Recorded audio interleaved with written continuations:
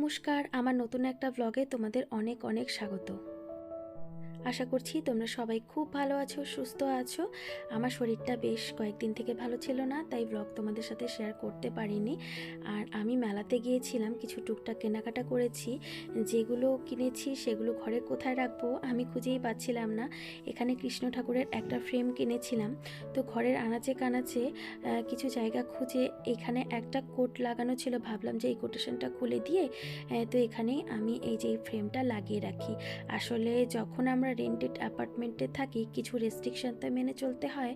আর আমার এই ঘরটার মধ্যে অলরেডি দেয়ালের মধ্যে কিছু হুকস করে দেওয়াই আছে আগের থেকে, তো যার জন্য আমি এখানে কোনো রকম হুক করিনি। কারণ দেখো, মানুষের ঘর, সেখানে হুক করে কোনো একটা জিনিস আমি লাগাবো, সেটা আমার যতই পছন্দ হোক না কেন, তারা যদি পারমিশন না দেয় তাহলে কিন্তু করাটা ঠিক নয়। তো যার জন্য আমি যতটুকু জায়গা থাকে, যতটুকু স্পেস পাই, তার মধ্যে আমার পছন্দের জিনিসগুলো রাখার চেষ্টা করি। আর দেয়ালে যতটুকু হুক দেওয়া আছে তার মধ্যেই ওই হ্যাঙ্গিং জিনিসগুলো ঝুলিয়ে দিই, বাদবাকিটা এইভাবে আমি রেখে দিই। আর এই যে আমার কর্নার একটার মধ্যে না আমি আসলে এটা বই রাখার জন্য কিনেছিলাম, কিন্তু আমার বইগুলো আসলে এখানে সবগুলো রাখা যায় না, আসলে সেট হয় না সত্যি কথা বলতে। তো আমার কিছু পছন্দের বই যেগুলো আমি মাঝে মাঝে আর কি নাড়াচাড়া করি, মাঝে মাঝে পড়ি। আসলে এই যে 4টা বই দেখতে পাচ্ছ, এগুলো তো আমি জানি অনেকেই তোমরা পড়েছো। এত ভালো গল্পগুলো, এগুলো আমার অলরেডি পড়া হয়ে গেছে কয়েকবার করে, তাও হাতের কাছে রাখি, কখনো কখনো পড়তে ভালো লাগে। আর আমার গল্পের বই পড়া ছোটোবেলা থেকে একটা নেশা আছে, যার জন্য আমার কাছে কিন্তু বেশ অনেক গল্পের বইয়ের কালেকশন আছে। কিন্তু আমি যেহেতু রেন্ট অ্যাপার্টমেন্টে থাকি, তো তো যার জন্য বইয়ের একটা কোনো রকম শোকেস বলো বা সেরকম বুকশেলফ আমি কিনিনি। আসলে স্পেসের অনেকটা ব্যাপার থাকে, তো আশা করি যে যখন আমার নিজের একটা বাড়ি হবে তখন সুন্দরভাবে একটা আমি বুক সেলফ কিনে সেখানে আমার বইগুলোকে সাজিয়ে রাখবো। আপাতত ওই যতটুকু জায়গা পাই তার মধ্যেই রেখে দিই। আর এখানে দুপুরবেলা রান্না হবে মাটন। আজকে না বেশি কিছু রান্না করব না, কারণ সন্ধেবেলা একটু শপিংয়ে যাওয়ার কথা আছে। তো রান্না হবে মাটন। মাটন রান্না করলে সত্যি কথা বলতে আয়ুষ্মান আর ওর বাবার কোনো কিছুই প্রয়োজন পড়ে না।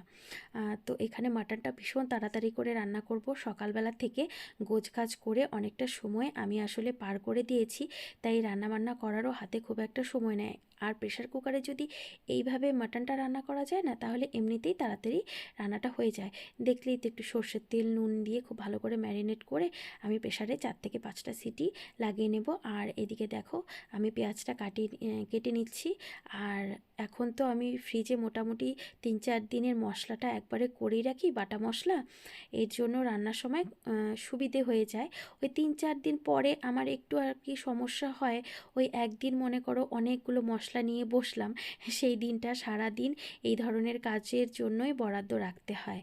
আর আমাদের বাড়িতে আসলে গুঁড়ো মশলাটা খুব একটা ব্যবহার হয় না, বাটা মশলাটাই ব্যবহার হয়। আর আমিও সত্যি কথা বলতে বাটা মশলার টেস্টটাই বেশি পছন্দ করি, যার জন্যই সবসময় বাটা মশলাটা রেডি করে রাখি। আর শিলপাটাতে বাটলে তো কোনো কথাই নেই, কিন্তু ডাক্তারবাবু তো আমাকে একদমই শিলপাটাতে বাটতে না বলেছে, কারণ ওই যে হাতের কবজিগুলো তোমরা জানোই, ওগুলো আমার ভীষণ ব্যথা। তো মিক্সিতেই করে রাখি মশলাগুলো।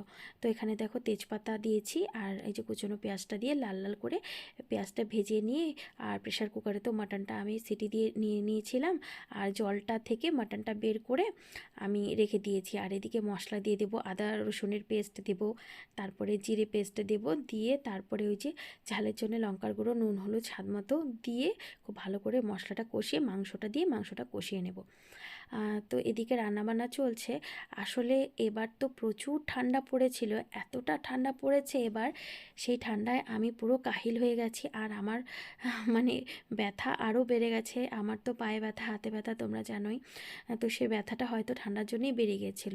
আর আমি করেছি, ঠান্ডা এত পড়েছে দেখে প্রচুর আমার শীতের কেনাকাটা করা হয়েছিল। তো দেখলাম যে যখনই আমি কেনাকাটাটা করলাম, সত্যি কথা বলতে তারপরেই ঠান্ডাটা একদম কমে গেল। আমি জানি না না ঠান্ডাটা হয়তো আমার শপিং দেখেই কমে গেল কিনা আমি জানি না। তো আজকে যেটা হয়েছে, ওই তো খুব ঠান্ডার জামা কাপড়গুলো কেনা হয়েছে, যেগুলো একদমই এখন আর পরা যাবে না, কারণ এখন আর তেমন ঠান্ডা নেই। দিনের বেলা তো প্রচুর গরম থাকে, রোদও থাকে বেশ, আর সন্ধে হতে গেলে একটু ঠান্ডা পড়ছে। তো ভাবছি যে এবার হালকা ঠান্ডার জন্য কিছু কেনাকাটা করতে হবে। ভারী ঠান্ডার জামাগুলো তো আর পরা যাবে না, সেটা পরের বছরের জন্য রাখতে হবে। তো সেটা ভেবেই ভাবলাম যে সন্ধেবেলা একটু বেরোতে হবে। আর এখন তো একটা উৎসবের মরশুম চলছেই, নতুন বছর, তার সাথে মনে করো সরস্বতী পুজো, তার সাথে 23শে জানুয়ারি, 26শে জানুয়ারি, সব কিছু মিলে বাইরের পরিবেশটা বেশ জমজমাট। এই সময় সন্ধেবেলার দিকে যখন বাইরে একটু বেরোই, আমার কিন্তু বেশ ভালো লাগে। ভাবছি যে একটু বেগুন ভাজা করে নেব। আমার না একটা অভ্যেস আছে, ওই যে মা একবার বলেছিল ছেলেদেরকে এক তরকারি ভাত দিতে হয় না, তারপর থেকে যাই রান্না করি না কেন সাথে একটু ভাজাভুজি না থাকলে মনটা যেন কেমন করে। নিজে খেয়ে নিই, তাতে অসুবিধে নেই, কিন্তু আয়ুষ্মানের বাবাকে এক তরকারি ভাত দেওয়াটা ঠিক একটা অভ্যেস নেই বলতে পারো। তো ভাবলাম একটু বেগুন ভেজে নিই একদিকে, আর একদিকে স্যালাড কেটে নিই। স্যালাড তো আমার ঘরে রোজ হবে, আর মাটন হবে, স্যালাড হবে না সেটা তো হবে, মানে হতেই পারে না। আর এদিকে এই মিক্স স্যালাডটা আমার বেশি ভালো লাগে, এই যে শসা কুচি, পেঁয়াজ কুচি, টমেটো কুচি, লঙ্কা কুচি দিয়ে, তারপরে খাবার সময় হালকা একটু পিঙ্ক সল্ট দিয়ে দেবো, একটুখানি সর্ষের তেল দিয়ে দেবো।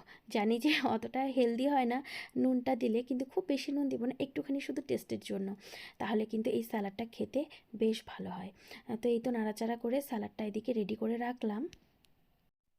সকালবেলা ঘুম থেকে উঠলে যে কুয়াশাটা এতদিন ছিল, এখন কিন্তু একদমই তেমন একটা কুয়াশা থাকে না। সকালে 7টা, সাড়ে 7টা বাজতে বাজতেই একটা রৌদ্র উঠে যায়, কিন্তু আমার ঘরে যতই রোদ উঠুক না কেন, ওই ঠান্ডাটা থেকেই যায়, কারণ আমার ঘরে জানালা দিয়ে আলো আসে ঠিকই, কিন্তু রোদ একদমই আসে না। তো আমাদের ছাদেও একদমই রোদ নেই, যার জন্য আমি না একদমই রোদ পাই না। তাই আমার মাঝে মাঝে ইচ্ছে করে যে দুপুরবেলা রান্নাবান্না খাওয়া দাওয়া শেষ হয়ে গেলে একটু বাইরে বেরোবো, তাহলে রোদটাও গায়ে পড়বে, একটু সময়টা বাইরে কাটাতে পারবো।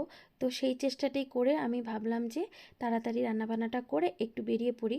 বাইরের প্রকৃতিটা দেখতেও কিন্তু বেশ ভালো লাগে, একঘেয়ে দেখবে ঘরে থাকতে ভালো লাগে না, আর আমি তো প্রকৃতি দেখতে ভীষণ ভালোবাসি।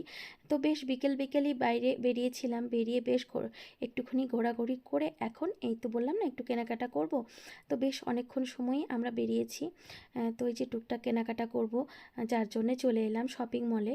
তো এখানে অনেক দিন পরে আমরা এখানে চলে এসেছি ভেগা মলে। এইটা হচ্ছে আমার বাড়ির থেকে অনেকটা দূরে পড়ে ঠিকই, কিন্তু জায়গাটা বেশ সুন্দর, একটু হাঁটাচলা করারও স্পেস আছে, আর ঘরের মধ্যে একদম বন্দি থাকি তো খুব একটা হাঁটাহাঁটি করা হয় না। তাই যখনই বেরোই একটু চেষ্টা করি যদি একটু হাঁটাহাঁটি করা যায় তাহলে ভালোই হয়। তো এখানে জ্যাকেটগুলো দেখছিলাম, আমার কিন্তু যখন ভীষণ ঠান্ডা পড়েছিল একটা জ্যাকেট কেনা হয়ে গিয়েছিল, কিন্তু তারপরে দেখলাম এখানেও বেশ ভালো ভালো কালেকশন আছে। তো আমি একটু হালকা পাতলার মধ্যে কিছু দেখছিলাম, কারণ এখন ধীরে ধীরে ঠান্ডাটা কমে যাচ্ছে, তখনও কিছু আর কি তো পরতেই হবে ড্রেস। তো যার জন্য ভাবলাম হালকা পাতলা কিছু সোয়েটার যদি নিয়ে নেওয়া যায়। তো আমার জন্য, আয়ুষ্মানের জন্য, আয়ুষ্মানের বাবার জন্য, তিনজনের জন্য মোটামুটি হালকা পাতলা কাপড় কেনাকাটা করা হয়ে গিয়েছিল। করে তারপরে এই যে আয়ুষ্মান একটুখানি খেলাধুলো করবে। তো ওর তো আগে গাড়ি চড়ার একটা খুব নেশা ছিল, যখনই শপিং মলে যেত ওই যে বাইকগুলো আছে সেগুলোতে চড়তো, কিন্তু এই 2-3 মাস ধরে বোঝা যাচ্ছে ও একটু বড় হয়েছে, এখন আর গাড়ি চড়ার অভ্যেসটা ওর নেই। এখন এই ধরনের অ্যাক্টিভিটিগুলো করতে ও বেশি পছন্দ করে, আর বলে যে আমি ফিজিক্যাল অ্যাক্টিভিটি করব, ফিট থাকবো। তো যাই হোক, ধীরে ধীরে বাচ্চারা কত পরিবর্তন হয়ে যায়। তো বেশ অনেকটা ঘোরাঘুরি যেহেতু করেছি, যার জন্য খুব খিদেও পেয়ে গিয়েছিল।